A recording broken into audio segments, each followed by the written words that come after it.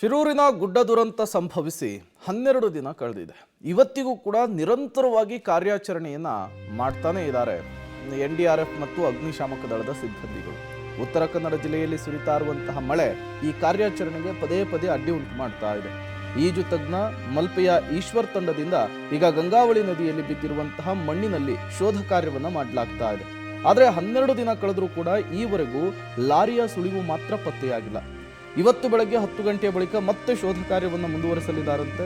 ಸದ್ಯಕ್ಕೆ ಯಾವ ರೀತಿ ಸಾಗ್ತಾ ಇದೆ ಶೋಧ ಕಾರ್ಯಾಚರಣೆ, ಹೇಗಿದೆ ಪರಿಸ್ಥಿತಿ, ಈ ಕುರಿತಂತೆ ನಮ್ಮ ಪ್ರತಿನಿಧಿ ಒಂದು ಪ್ರತ್ಯಕ್ಷ ವರದಿಯನ್ನು ಕೊಟ್ಟಿದ್ದಾರೆ. ಬನ್ನಿ ನೋಡ್ಕೊಂಡು ಬರೋಣ. ಶಿರೂರಿನ ಗಂಗಾವಳಿ ನದಿ ತೀರ ಭಾಗದಲ್ಲಿ ಈಶ್ವರ್ ಅವರು ಸ್ಕೂಬಾ ಡೈವ್ ಮೂಲಕ ಕಾರ್ಯಾಚರಣೆಯನ್ನು ಮಾಡ್ತಾ ಇರುವಂಥದ್ದು ನೀವು ನೋಡ್ಬೋದು. ಈ ಭಾಗದಲ್ಲಿ ಅವರ ತಂಡ ಒಟ್ಟು 11 ಜನರೇನೋ ಇದ್ದಾರೆ. ಆದರೆ ಹೆಚ್ಚಿನ ಮಾಹಿತಿಯನ್ನು ಜಿಲ್ಲಾಡಳಿತ ಇನ್ನೂ ಸರಿಯಾಗಿ ನಮಗೆ ಕೊಟ್ಟಿಲ್ಲ.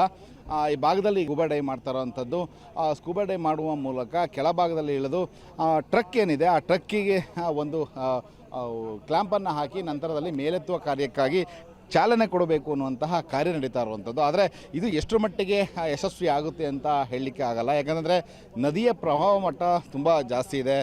ಹುಬ್ಬಳ್ಳಿ, ಧಾರವಾಡ ಮತ್ತು ಯಲ್ಲಾಪುರ ಭಾಗದಲ್ಲಿ ಹೆಚ್ಚಿನ ಮಳೆ ಆದಾಗ ಗಂಗಾವಳಿಯ ನದಿಯ ನೀರು ಹೆಚ್ಚಿನ ಪ್ರಮಾಣದಲ್ಲಿ ಹರಿದು ಬರುವಂಥದ್ದು. ಹೀಗಾಗಿ ಈ ಭಾಗದಲ್ಲಿ ಸ್ಕೂಬಾ ಡೈವ್ ಮಾಡಿದಾಗ ನೀರು ಹರಿವಿನ ದಿಕ್ಕು ವಿರುದ್ಧವಾಗಿ ಹೋಗಲಿಕ್ಕೆ ಸಾಧ್ಯ ಇಲ್ಲ. ಮತ್ತು ಮಣ್ಣು ತುಂಬ ಕೆಂಪಾಗಿರೋದ್ರಿಂದಾಗಿ ಸ್ಕೂಬಾ ಡೈವ್ ಮಾಡಿದವರ ಕಣ್ಣಿಗೆ ಕಾಣಲಿಕ್ಕೂ ಕೂಡ ಕಷ್ಟ ಸಾಧ್ಯ. ಅಂಥದ್ರಲ್ಲಿ ಈಗ ಕಾರ್ಯಾಚರಣೆ ಕಠಿಣವಾಗಿದ್ದಾವೆ. ಈ ಹಿಂದೆ 2 ದಿನದಿಂದ ನೇವಿ ಮತ್ತು ಭೂಸೇನೆಯವರು ಸ್ಕೂಬಾ ಡೈವ್ ಮೂಲಕ ಈ ಭಾಗದಲ್ಲಿ ಕಾರ್ಯಾಚರಣೆಯನ್ನು ಮಾಡಿದರು. ಆದರೆ 2 ಮೀಟರ್ಗೂ ಹೆಚ್ಚು ದೂರ ಅವರಿಗೆ ಸಾಗಲಿಕ್ಕೆ ಆಗಲಿಲ್ಲ. ಕಾರಣ ಏನು ಅಂತಂದರೆ ನೀರಿನ ಸೋರ್ಸ್ ಜಾಸ್ತಿ ಇತ್ತು, ಹೀಗಾಗಿ ಹೋಗಲಿಕ್ಕೆ ಆಗಿಲ್ಲ. ಈಗ ನೀವು ನೋಡ್ಬೋದು ಆ ಭಾಗದಲ್ಲಿ ಮಣ್ಣು ಬಿದ್ದಿರುವಂಥದ್ದು. ಇದಷ್ಟು ಶಿರೂರಿನ ಗುಡ್ಡ ಕುಸಿದು ನದಿಯ ಭಾಗದಲ್ಲಿ ಏನೋ ತೇಲ್ಕೊ ಬಂತು ಮಣ್ಣು. ಆ ಮಣ್ಣಿನಿಂದ ಆದಂಥ ಒಂದು ರೀತಿಯಲ್ಲಿ ದ್ವೀಪ ಆ ಭಾಗದಲ್ಲಿ ಸೃಷ್ಟಿಯಾಗಿರುವಂಥದ್ದು. ಕಾರ್ಯಾಚರಣೆ ಏನು ಮಾಡ್ತಾ ಇದ್ದಾರೆ, ಆದರೆ ಎಷ್ಟು ಮಟ್ಟಿಗೆ ಯಶಸ್ಸು ಸಿಗುತ್ತೆ ಅನ್ನೋದು ಮಾತ್ರ ಒಂದು ಯಕ್ಷ ಪ್ರಶ್ನೆ. ಜೊತೆಗೆ ಈಗ ಕಾರ್ಯಾಚರಣೆ ಏನೋ ಮುಂದುವರಿತದೆ.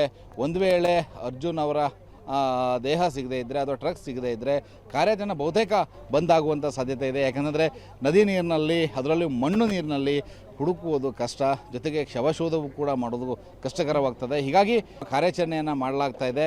ಎಷ್ಟು ಮಟ್ಟಿಗೆ ಯಶಸ್ಸು ಕಾಣುತ್ತೆ ಅನ್ನೋದನ್ನು ಕಾದು ನೋಡಬೇಕಾಗಿದೆ. ಕ್ಯಾಮ್ರಾಮನ್ ಸುರೇಶ್ ಜೊತೆ ನವೀನ್ ಸಾಗರ್, ಪಬ್ಲಿಕ್ ಟಿವಿ, ಕಾರವಾರ.